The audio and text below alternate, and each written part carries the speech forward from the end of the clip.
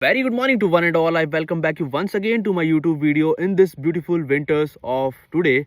And today I'm going to discuss about Indian Prime Minister's visit to Ethiopia. Ethiopia is having a population of 109 millions and is one of the fastest growing economies of the African Union, also having headquarters of African Union. African Union, which have recently joined G20, and Ethiopia, which have recently joined BRICS, have become interest of several major partners including India, and India is looking to have a better relations with these African Union nations, and therefore this Prime Minister's visit to Ethiopia having a huge untapped potential which we need to explore. And in this video I will discuss about these untapped or unexplored potentials so far. So if I talk about the deep-rooted relationship between India and Ethiopia, for the last centuries Indian educationalists and professors have become backbone of Ethiopian education system and have gained an enormous amount of respect from their students because they have been teaching these students for the last centuries. And nowadays, in this era of artificial intelligence, these Ethiopian students need better access to vocational training and artificial intelligence, and with which we can provide them. Ethiopia is sending the largest number of African students to India.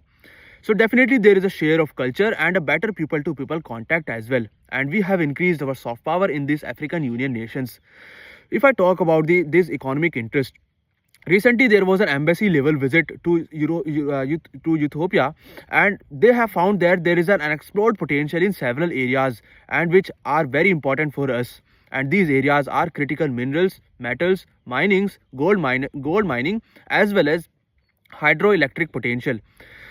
So we can have a better investment, and Indian based Ethiopian companies need a better infrastructure and logistics facilities, and for which they can discuss on the table, because they have found the issues to provide investment in Ethiopia, and issues related to infrastructure, logistics, and a time taking process of filing. And this is not just a problem of Indian investors but the problem of every investor which is coming to these African Union nations. These African Union nations are struggling with poverty, and definitely they need some better access to jobs, to reduce their unemployment crisis, and jobs is only possible with the investment from Indian investors. And definitely these companies have a better interest to invest in these nations. We have also sending the line of credit to Ethiopia, and this line of credit have surged to 4 billion in 2006 and has been continuously increasing since then. If I talk about the defense partnership, we have been sending some Soviet era equipments to Ethiopia, and for the last 1 decade we all know that India's exports have surged at a high numbers, and we need to diversify these exports. And for that diversification, these African Union including Ethiopia is very important.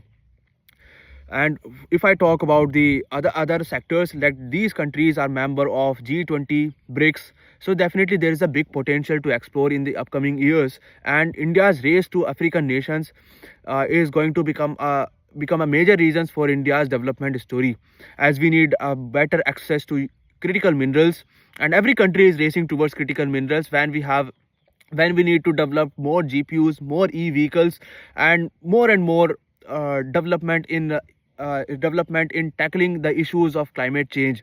So our diversification of trade is very crucial at the time when we have hit already with the 50% tariffs from United States of America. So this was all about Indian Prime Minister visit to Ethiopia. Otherwise, he have already also visited with Jordan and Oman in his three nations tour. For Jordan, he had also discussed about the business opportunities, and for Oman, he has discussed about the free trade agreement. And for Ethiopia, he has also discussed about the India-Africa free trade agreement.